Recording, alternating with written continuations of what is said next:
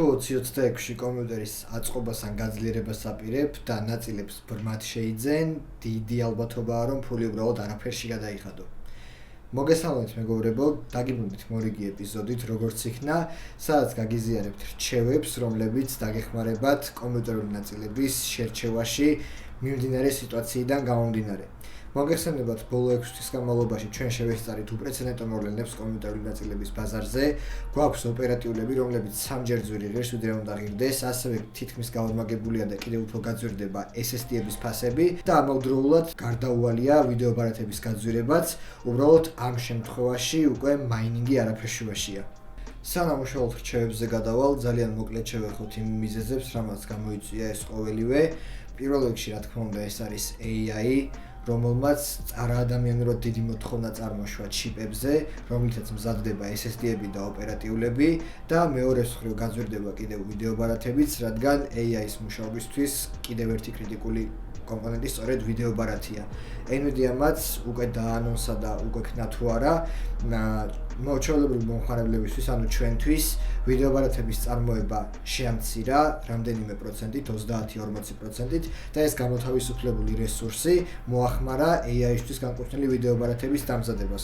ხოლო მეორე მხრივ ჩიპები, რომლებიც საჭიროა ოპერატიულების და SSD-ებისთვის, AI-ის გიგანტი კომპანიები დიდი შეკვეთებით ძალიან ბევრს და მაღალ ფასში ყიდულობენ სამი ძირითადი კომპანიისგან, Samsung, Micron და Hynix-ი და კომპანიებიც სიამოვნებით თანხმდებიან ამ შეთავაზებას, რადგან მომგებიანია.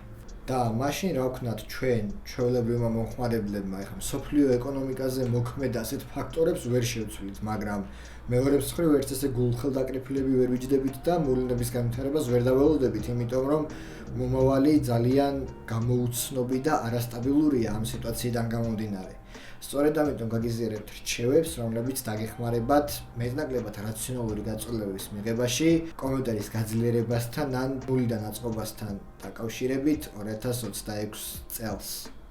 რჩევა ნომერი პირველი ეხება აუცილებლად ოპერატიულ მეხსიერებებს და განვიხილოთ სიტუაცია, როცა ჩვენ ეხლა ვაწყობთ სისტემას. დღესდღეობით 16 გიგაბაიტი DDR5-ის ოპერატიული არის ის მინიმუმი, რომელიც თითქმის ყველა სამონტაჟო პროგრამას და ყველა თამაშს საშუალო დატვირთვაზე ყველანაირად უმკლავდება. ამიტომ არანაირად არ ღირს ზედმეტი თანხის გადახდა 32 და 64 გიგაბაიტში, როცა გვაქვს ისეთი ფასები, როგორიც გვაქვს. ამიტომ ჩემი დიდი რეკომენდაცია იქნება, თუ თავს შეიკავებთ 16 გიგაბაიტზე მეტის ოპერატიული შეძენისგან ფასებიდან გამომდინარე. თუ რა თქმა უნდა რაღაც სპეციალური შემთხვევა არ გაქვთ და ძალიან არ გჭირდებათ უფრო მეტი ოპერატიული, რომელიც რაღაცას გადაგიწყვიტავთ. ამას კარგად მიაქციეთ ყურადღება. და როცა ფასები დასტაბილურდება, შეძლებთ თავისუფლად ყოველგვარი აღელვების გარეშე ფული გადაიხადოთ 32-64 გიგაბაიტში და იყოთ კარგად. რაც შეეხება DDR4-ს, არც განიხილოთ DDR4-ზე აწყობილი სისტემები, ანუ ის პლატები და ის პროცესორები, ის სოკეტები, რომლებიც არ ერგება DDR5-ს, დაივიწყეთ და არ შეიძინოთ 2026 წელს, იმიტომ რომ მკვდარი პლატფორმებია, მკვდარი სოკეტებია, ასე შემდეგ. აუცილებლად DDR5 ჯობია ბიუჯეტური ბრენდების ბიუჯეტური სერიები და იყოს DDR5 საპორტით ვიდრე DDR4. და ახლა შემთხვევა, როცა გაძლიერებას ვფიქრობთ. თუ თქვენ გაქვთ ახლა 16 გიგაბაიტი მაგალითად DDR5-ის, შეგიძლიათ რომ იფიქროთ მაინც გაძლიერებაზე 32-მდე, თუ რამეს გადაგიწყვიტავთ და რამეში ძალიან გჭირდებათ, მაგრამ დიდი რჩევაა რომ მაინც 16-ზე დარჩეთ, თუ რაღაც სერიოზულ პრობლემას არ გიქმნით. რაც შეეხება 4-ს, 5-ზე გადასვლაც მისაღები ვარიანტია და ის შემთხვევაში თუ 32 გიგაბაიტი და მეტი გაქვთ, ხელი არ ახლოთ, დატოვეთ, ჯერჯერობით იყოს აუცილებლად. მეორე და არანაკლებ მნიშვნელოვანი რჩევა, ეს ეხება სოკეტებს. არ შეაჩეროთ არჩევანი სოკეტზე, რომელიც უკვე მკვდარია, მაგალითად AM4 და LJ1700. ამ სოკეტებზე პროცესორები აღარ გამოვა და შესაბამისად ყველანაირად ჯობს ისეთი სოკეტის შერჩევა, რომელსაც მინიმუმ 1 წლიანი გარანტია მაინც ექნება მწარმოებლისგან, რომ სოკეტი იცოცხლებს და მასზე პროცესორები გამოვა. ამით თქვენ შეძლებთ მაგალითად 2 და 3 წელიწადში გქონდეთ ისეთი პროცესორი, რომელიც ბაზარზე ერთ-ერთი კი არა შეიძლება საუკეთესოც კი იყოს რაღაცა ზედმეტი დანახარჯების გარეშე.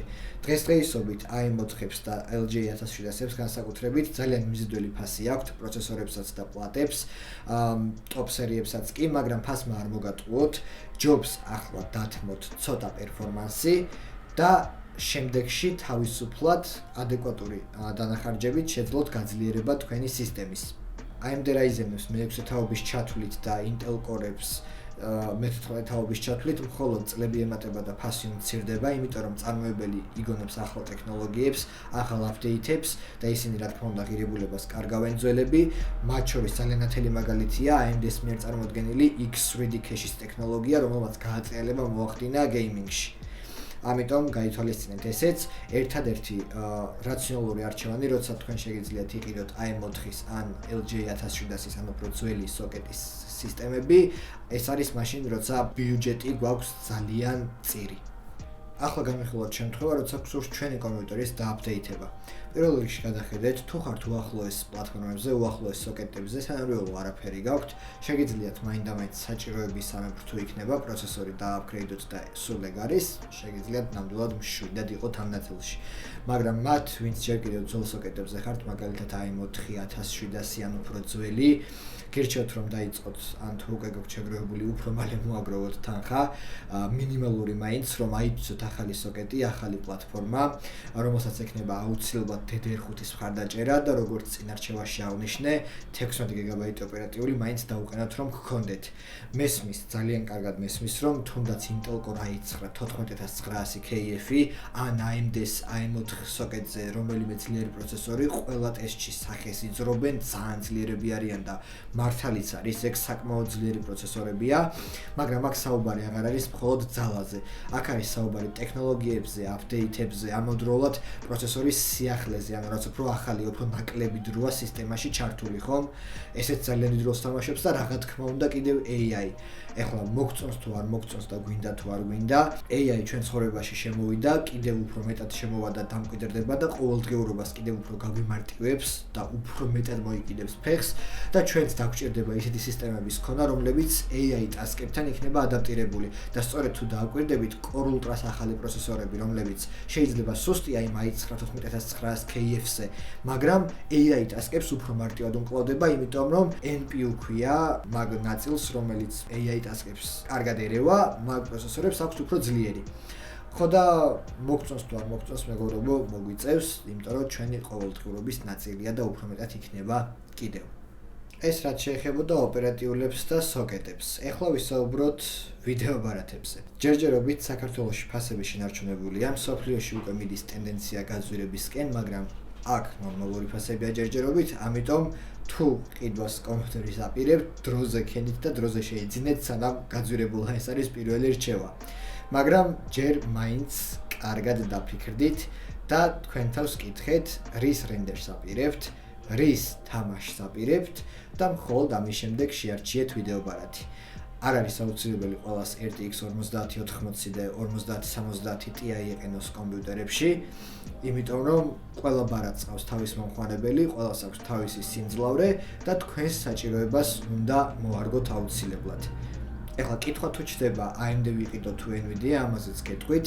1-2 წლის წინ რომ გეკითხათ, აუცილებლად ავიჩერდი AMD-ს, იმიტომ რომ მქონდა ძალიან მიმზიდველი ფასი ეს ერთი და მეორეს მხრივ მქონდა ძალიან ბევრი VRAM, ანუ ოპერატიული მეხსიერება ვიდეო ბარათის. მაგრამ უახლოეს წარსულში სიტუაცია შეიცვალა. Nvidia-საც აქვს უკვე საკმაოდ დიდი VRAM-ის მქონე ვიდეო ბარათები, რომლებიც სრულიად ყოფნის. მეორე მხრივ AMD-მ დაკარგა მიმზიდველი ფასი და ამავდროულად AMD-ს ბარათები ძალიან მოიგოჭლებენ Ray Tracing-ში და ასევე მათ არ აქვთ DLSS 4 და 5 4 და 0, მათ აქვთ AMD FSR და საბოლოო ჯამში ეს ორი ფაქტორი gaming performance ძალიან დაბლაწევს, ამიტომ ცალსახად Nvidia ამ ეტაპზე. ძალიან კარგად განსაზღვრეთ თქვენთვის რომელი ბარათია საჭირო, იმიტომ რომ 2026 წელი იმის ფუფუნებას არ გვაძლევს, რომ ავარჩიოთ ის ნაწილები, რომელიც გვინდა, არამედ გვიბიძგებს და გვაიძულებს, რომ ავარჩიოთ ნაწილები, რომლებიც გვჭირდება. ახლა ვისაუბროთ SSD-ებზე, მორიგ უდროდრო თავის ტკივილზე. მათთან დაკავშირებით გეტყვით, რომ ფასები ჯერ რადიკალურად არ მომატებულა არც სოფლიოში და არც საქართველოში. უბრალოდ ერთი მომენტი შეიქმნა მარაგებთან დაკავშირებით პრობლემა, რადგან ხალხმა პანიკური შეძენა დაიწყო, მაგრამ ჯერჯერობით არაფერი სერიოზული. ძალიან მნიშვნელოვანი რჩევა SSD-ებთან დაკავშირებით იქნება, რომ არ გაეკაროთ არასანდო ბრენდებს. თავისუფლად შეგიძლიათ ენდოთ მაგალითად Samsung-ს და Hynix, რომლებიც აწარმოებენ თითქმის ერთი და იგივე ხარისხის უმაღლეს პროდუქტს და ფასებითაც ახლოს არიან ერთმანეთთან. Hynix ცოტათი უფრო იაფია, მაგრამ თუ ბიუჯეტი არ გიწყობთ ხელს, გვაქვს Patriot-ი, Kingston-ი, NetAC-ი, Barracuda SSD-ები, რომლებიც თითქმის ყველა საფასო კატეგორიაში არის ხელმისაწვდომი და თავისუფლად შეგიძლიათ რომ ენდოთ. თუ თქვენ ახლა აწყობთ კომპიუტერს, მინიმალური SSD, რომელიც უნდა აიღოთ, ფიქრობ რომ არის 500 გიგაბაიტი, იმიტომ რომ არ აქვს მნიშვნელობა, თქვენ არენდერებთ, თამაშობთ, რა დავალებას ასრულებთ, კომპიუტერი რისთვის გჭირდებათ 500 გიგაბაიტის სივრცის ათვისებას აუცილებლად შეძლებთ. რაც შეეხება ესე ვთქვათ, აი sweet spots, ჩემთვის არის პირადად 1 ტერაბაიტი M2 SSD და 1 ტერაბაიტი SATA SSD. M2 გექნებათ სწრაფად სამუშაოდ Windows-ი, ფაილები, თამაშები, სარენდერო პროგრამები, ხოლო მეორე SATA SSD, რომელიც გაცილებით იაფი ღირს, გექნებათ ფაილებისთვის, რომელსაც ხშირად არ იყენებთ. ეხლა იმ შემთხვევაში თუ გაძლიერებას ფიქრობთ, პირველ რიგში დაფიქრდით, ყოფნით თუ არა სივრცე და იმის დამიხედვით და მეორეს გადახედეთ, რა ბრენდის SSD გაქვთ. თუ გაქვთ რაღაცა მე-1000 ხარისხოვანი ბრენდი, აუცილებლად გადაცვალეთ ოდნავ უფრო ხარისხიანში. არ დაგავიწყდეთ, რომ ჩვენ SSD-ებს ვანდობთ Windows, მიმდინარე ფაილებს, მიმდინარე პროექტებს და ყველაფერს, რაც მიმდინარე პერიოდში ხდება კომპიუტერში და ძალიან მნიშვნელოვანია, მათ შორის ინფორმაციის დაცულობასაც.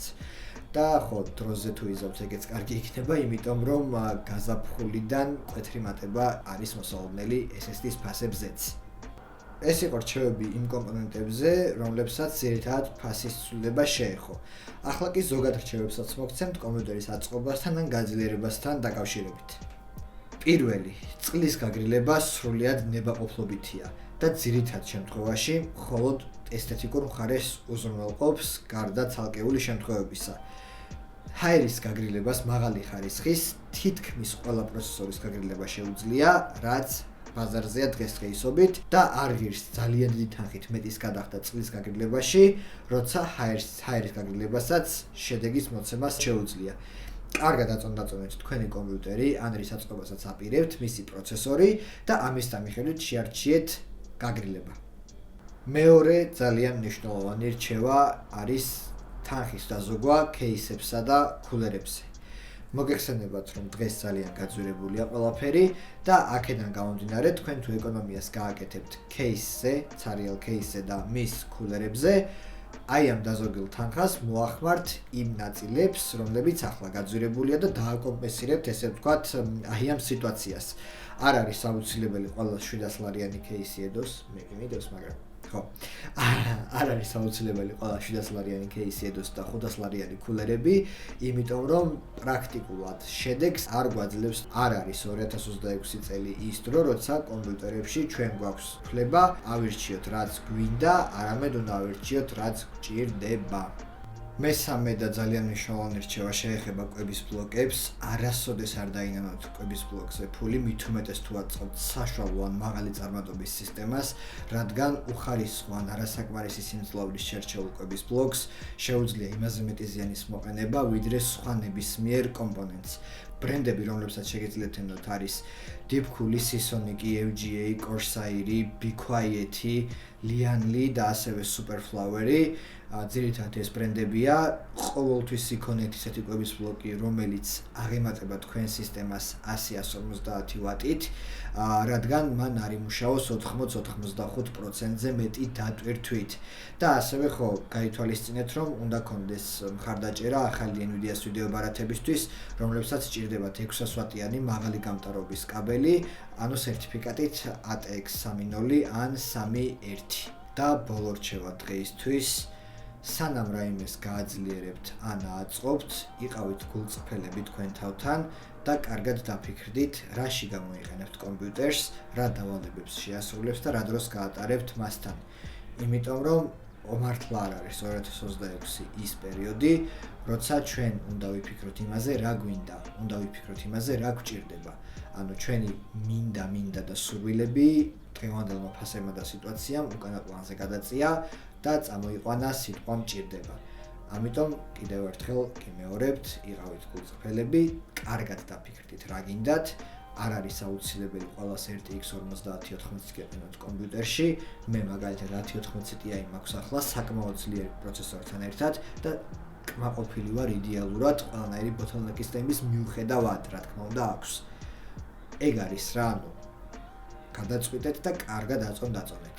სულ ეს იყო, შევხვდებით უფრო საინტერესო და მრავალფეროვან ვიდეოებში. ნახვამდის.